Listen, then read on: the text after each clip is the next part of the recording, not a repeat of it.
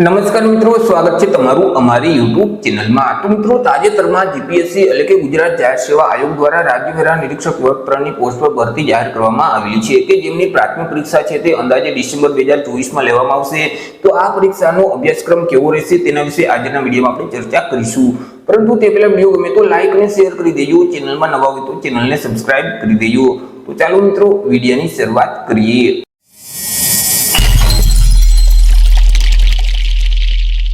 તો મિત્રો, અહીં જીપીએસસી દ્વારા જે એસટીઆઈ એટલે કે રાજ્ય વેરા નિરીક્ષક વર્ગ 3ની જે ભરતી જાહેર કરવામાં આવેલી હતી તેમાં સૌથી પહેલા ઉમેદવારની એક પ્રાથમિક પરીક્ષા લેવામાં આવશે। હવે આ જે પ્રાથમિક પરીક્ષા છે તે એક પ્રકારે હેતુલક્ષી રહેશે, એટલે કે તેમાં એમસીક્યુ પ્રકારના પ્રશ્ન પૂછવામાં આવશે।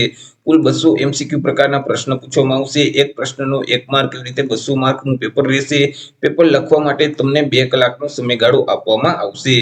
મિત્રો, અહીં પરીક્ષાનું માધ્યમ છે તે ગુજરાતી જ રહેશે, એટલે કે તમને જે ક્વેશ્ચન પેપર આપવામાં આવશે તેમાં ગુજરાતી ભાષામાં જ પ્રશ્ન પૂછવામાં આવશે। મિત્રો, અહીં જે પહેલો વિષય છે તે ઇતિહાસ છે। ગુજરાતનો ઇતિહાસ અને ભારતના ઇતિહાસમાંથી પ્રશ્ન છે તે પૂછવામાં આવશે, જેમ કે સિંધુ ખીણની જે સભ્યતાઓ છે તેને સંબંધિત પ્રશ્નો રહેશે। તેમની જે લાક્ષણિકતાઓ છે, તેમના સ્થળો છે, સમાજ, તેમનો સાંસ્કૃતિક ઇતિહાસ છે, તેમની કળાઓ અને તેમનો ધર્મ છે તે સંબંધિત પ્રશ્ન પૂછવામાં આવશે। વૈદિક યુગમાં જૈન ધર્મ અને બૌદ્ધ ધર્મ સંબંધિત પ્રશ્ન રહેશે। ત્યાર પછી પ્રાચીન ભારતના જે અલગ અલગ ગણરાજ્યો થઈ ગયા તો તે સંબંધિત પ્રશ્નો છે તે પૂછવામાં આવશે।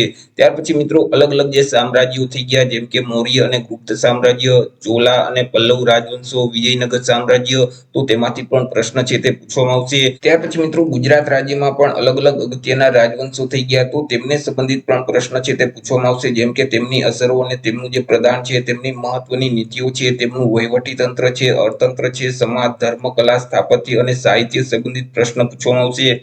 ત્યાર પછી ભારતમાં જે યુરોપિયન પ્રજાનું આગમન થયું હતું, ભારતમાં બ્રિટિશ શાસનની જે સ્થાપના થઈ હતી તેમનું વિસ્તરણ, ત્યાર પછી ભારતમાં 1857નો એક સ્વતંત્ર સંગ્રામ થયો હતો અને ખાસ કરી મિત્રો ગુજરાત સંદર્ભે આ સ્વતંત્ર સંગ્રામમાંથી પ્રશ્ન પૂછવામાં આવશે। 19મી સદીમાં મિત્રો ભારત અને ગુજરાતમાં અલગ અલગ ધાર્મિક અને સામાજિક સુધારા આંદોલન કરવામાં આવેલા હતા તો તેમાંથી પણ પ્રશ્ન છે તે પૂછવામાં આવશે। ત્યાર પછી ભારતની સ્વતંત્રતા માટેની જે ચળવળ થઈ હતી, ત્યાર પછી ભારત અને વિદેશમાં ભારત જે ક્રાંતિકારીઓ થઈ ગયા તેને સંબંધિત પ્રશ્ન પૂછવામાં આવશે। ગુજરાત અને ભારતના સ્વતંત્ર સેનાનીઓની જે મહત્વની ભૂમિકા છે, તેમનો જે ફાળો છે તે સંબંધિત પ્રશ્ન પણ પૂછવામાં આવશે। ત્યાર પછી મિત્રો, આઝાદી પહેલા અને આઝાદી પછી ભારતમાં જે મહાત્મા ગાંધી અને સરદાર પટેલની જે ભૂમિકા છે, તેમનું જે પ્રદાન છે તે સંબંધિત પ્રશ્ન પૂછવામાં આવશે। આઝાદી પછીનું ભારત છે, જેમ કે દેશમાં રાજ્યોનું પુનર્ગઠન કરવામાં આવેલું હતું, મહાગુજરાત ચળવળ કરવામાં આવેલી હતી, ત્યાર પછી અલગ અલગ જે અગત્યની ઘટનાઓ છે તે સંબંધિત પણ પ્રશ્ન પૂછવામાં આવશે। ત્યાર પછી ખાસ કરીને સૌરાષ્ટ્ર, કચ્છ અને ગુજરાતમાં અલગ અલગ જે દેશી રાજ્યો થઈ ગયા તો તેમના જે શાસકો છે તેમને સંબંધિત પણ પ્રશ્ન પૂછવામાં આવશે। તેમની જે સુધારાવાદીઓ પગલાં છે, તેમની જે સિદ્ધિઓ છે, તેમની અલગ અલગ નીતિઓ છે તે સંબંધિત પ્રશ્ન પૂછવામાં આવશે। તો ઇતિહાસ વિષયમાંથી આટલા ટોપિકને આવરી લેવામાં આવશે। ત્યાર પછી બીજો જે અગત્યનો વિષય છે તે સાંસ્કૃતિક વારસો છે। ખાસ કરીને ભારત અને ગુજરાતનો સાંસ્કૃતિક વારસો છે તેમાંથી કળા સ્વરૂપો, સાહિત્ય, શિલ્પ, સ્થાપત્યોમાંથી પ્રશ્ન પૂછવામાં આવશે। ત્યાર પછી ગુજરાતની જે લોક સંસ્કૃતિ અને મૌખિક પરંપરાઓ છે તો તેનું જે મહત્વની લાક્ષણિકતાઓ છે, તેમની જે અસરો છે તે સંબંધિત પ્રશ્નો રહેશે। ગુજરાતની જે કળા અને કસબ છે સામાજિક સાંસ્કૃતિક પ્રદાનમાં તો તે સંબંધિત પ્રશ્ન પૂછવામાં આવશે।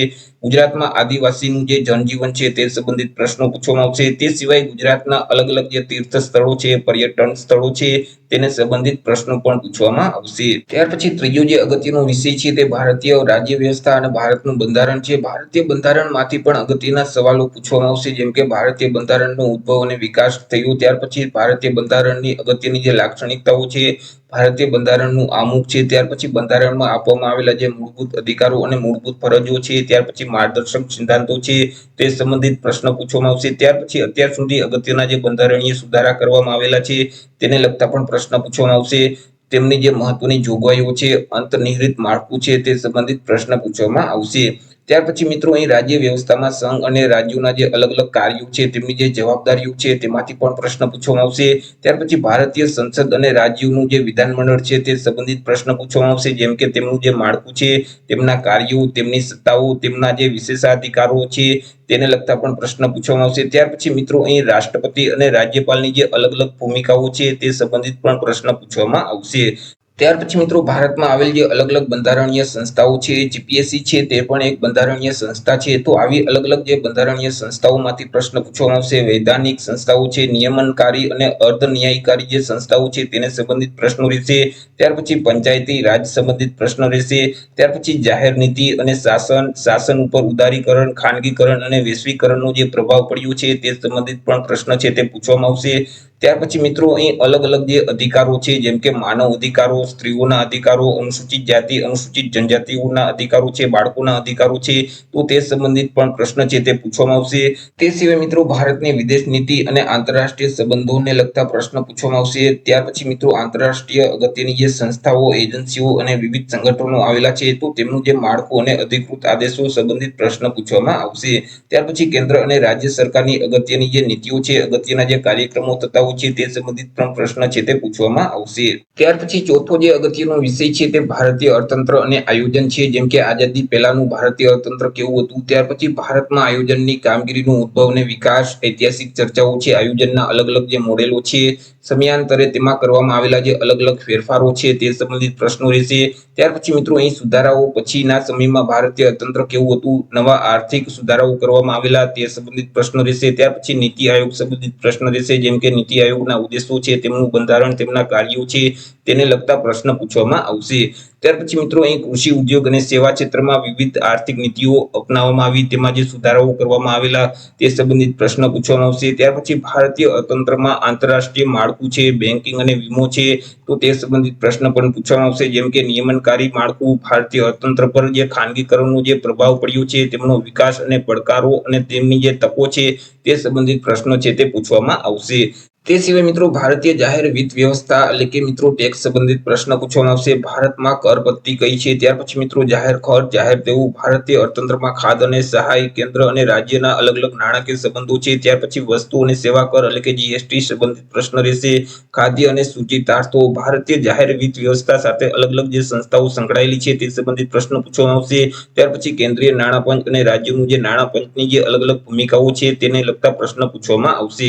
તે સિવાય ભારતના વિદેશ વ્યાપારના જે વલણો છે, સંરચનાઓ છે, માળખું છે, દિશાઓ છે, તેને સંબંધિત પ્રશ્ન છે તે પૂછવામાં આવશે. તે સિવાય ગુજરાતના અર્થતંત્ર સંબંધિત પણ પ્રશ્ન છે તે પૂછવામાં આવશે. જેમ કે ગુજરાતમાં સામાજિક ક્ષેત્રોમાં શિક્ષણ, આરોગ્ય અને પોષણ, કૃષિ, વન, જળ સંસાધનો, ખાણ, ઉદ્યોગ અને સેવા ક્ષેત્ર, આર્થિક અને સામાજિક માળખાગત સુવિધાઓના વિકાસની અલગ અલગ જે નીતિઓ છે, તે સિવાય ગુજરાતમાં જે સરકારી ક્ષેત્રો છે તે સંબંધિત પ્રશ્ન પૂછવામાં આવશે. ત્યાર પછી મિત્રો પાંચમો જે અગત્યનો વિષય છે તે જીઓગ્રાફી એટલે કે ભૂગોળ છે. તેમાં અલગ અલગ 4 પ્રકારની ભૂગોળને આવરી લેવામાં આવશે. પહેલો જે ભૂગોળ છે તે સામાન્ય ભૂગોળ રહેશે કે જેમાં સૂર્યમંડળના ભાગ સ્વરૂપે પૃથ્વીની ગતિ, સમય અને ઋતુની જે વિભાવનાઓ છે, પૃથ્વીની આંતરિક સંરચનાઓ છે, મુખ્ય ભૂમિ સ્વરૂપો અને તેમની જે લાક્ષણિકતાઓ છે, વાતાવરણની સંરચના અને સંગઠન છે, આબોહવાના તત્વો અને પરિબળો, વાયુ સમુચ્ચય અને વાતાવરણીય વિક્ષોભ, આબોહવાકીય બદલાવ, મહાસાગરોની જે ભૌતિક, રાસાયણિક અને જૈવિક લાક્ષણિકતાઓ છે, જલીય આપત્તિઓ છે, દરિયાઈ અને ખંડીય સંસાધનો છે,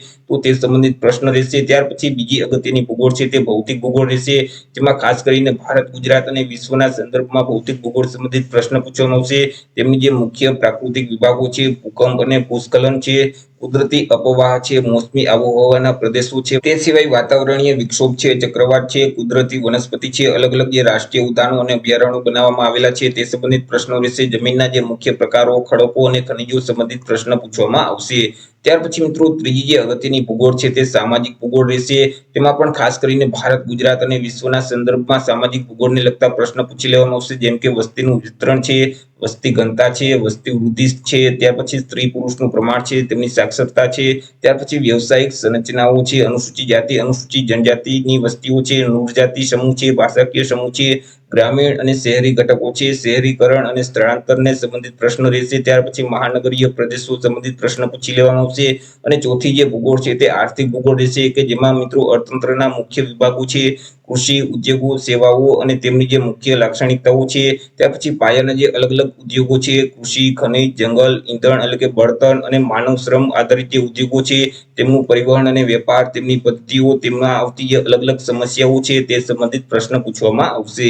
ત્યાર પછી છઠ્ઠો જે અગત્યનો વિષય છે તે વિજ્ઞાન અને ટેકનોલોજી છે. તેમાં પણ અલગ અલગ 4 પ્રકારની ટેકનોલોજીને આવરી લેવામાં આવે છે. જેમ કે વિજ્ઞાન અને ટેકનોલોજીમાં વિજ્ઞાન અને ટેકનોલોજીનું સ્વરૂપ અને ક્ષેત્ર, રોજબરોજના જીવનમાં વિજ્ઞાન અને ટેકનોલોજીની પ્રશંસા, વિજ્ઞાન, ટેકનોલોજી અને ઇનોવેશન અંગેની રાષ્ટ્રીય નીતિ, ભારતમાં વિજ્ઞાન, ટેકનોલોજી અને ઇનોવેશન સાથે સંકળાયેલી અલગ અલગ જે વિવિધ સંસ્થાઓ છે, તો તે સંસ્થાઓની પ્રવૃત્તિઓ, તેમના યોગદાનો, ત્યાર પછી મિત્રો ભારતીય વૈજ્ઞાનિકોનું યોગદાન તે સંબંધિત પ્રશ્નો રહેશે.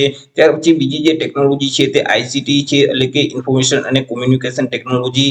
આઈસીટી નું સ્વરૂપ અને ક્ષેત્ર, આઈસીટી ને ઉત્તેજન આપતી જે વિવિધ સરકારી યોજનાઓ છે, ઈ ગવર્નન્સ કાર્યક્રમો અને સેવાઓ છે, cyber security, national cyber crime policy છે, તે સંબંધિત પ્રશ્ન પૂછવામાં આવશે. ત્યાર પછી અંતરિક્ષ એટલે કે અવકાશ ટેકનોલોજી સંબંધિત પ્રશ્ન પૂછવામાં આવશે, જેમ કે ભારતીય અંતરિક્ષ કાર્યક્રમની ઉત્ક્રાંતિ અને તેમનો વિકાસ છે, અલગ અલગ જે ભારતમાં આવેલી અંતરિક્ષ સંબંધિત જે સંસ્થાઓ છે અને તેમના જે કાર્યક્રમો છે, ભારતમાં ઉર્જા અને પરમાણુ નીતિ અંગે સરકારની નીતિઓ અને તેમના જે કાર્યક્રમો છે તેમાંથી પ્રશ્ન પૂછવામાં આવશે.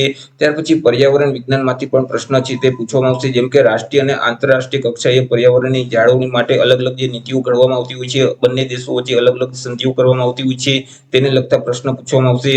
વન અને વન્યજીવન સંરક્ષણ, ક્લાઇમેટ ચેન્જ, આપત્તિ વ્યવસ્થાપન બાબતે નેશનલ એક્શન પ્લાન છે તે સંબંધિત પ્રશ્ન પૂછવામાં આવશે. ત્યાર પછી સાતમો જે અગત્યનો વિષય છે તે સામાન્ય બૌદ્ધિક ક્ષમતા છે, એટલે કે ગણિત અને રીઝનિંગ પ્રકારના દાખલાઓ પૂછવામાં આવશે, કે જેમાં મિત્રો તાર્કિક અને વિશ્લેષણાત્મક ક્ષમતાઓ છે, સંખ્યાઓની શ્રેણી, સંકેત અને તેના ઉકેલ છે, આકૃતિઓ અને તેના પેટા વિભાગો, વેન આકૃતિઓ છે, ઘડિયાળ, કેલેન્ડર અને ઉંમર સંબંધિત દાખલાઓ છે, સરેરાશ યા મધ્યક, મધ્યસ્થ, બહુલક, ભારિત સરેરાશ સંબંધિત દાખલાઓ છે, ઘાત અને ઘાતાંક, વર્ગ અને વર્ગમૂળ, ઘન અને ઘનમૂળ, ગુસા અને લસા સંબંધિત દાખલાઓ છે, ટકાવારી, સાદુ અને ચક્રવૃદ્ધિ વ્યાજ, વ્યાજ અને નફો, નફો અને નુકસાન સંબંધિત દાખલાઓ છે, સમય અને કાર્ય, સમય અને અંતર, ઝડપ અને અંતર સંબંધિત દાખલાઓ છે. ત્યાર પછી સરળ ભૌમિતિક આકૃતિઓના ક્ષેત્રફળ અને પરિમિતિ, જથ્થા અને સપાટીને લગતા દાખલાઓ છે, જેમ કે 6 સમાંતર બાજુ ધરાવતો ઘન, સિલિન્ડર, શંકુ આકાર છે. ત્યાર પછી ગોળાકાર સંબંધિત દાખલાઓ છે. ત્યાર પછી માહિતીનું અર્થઘટન, માહિતીનું વિશ્લેષણ, માહિતીની પર્યાપ્તતા, સંભાવના સંબંધિત દાખલાઓ પૂછવામાં આવશે.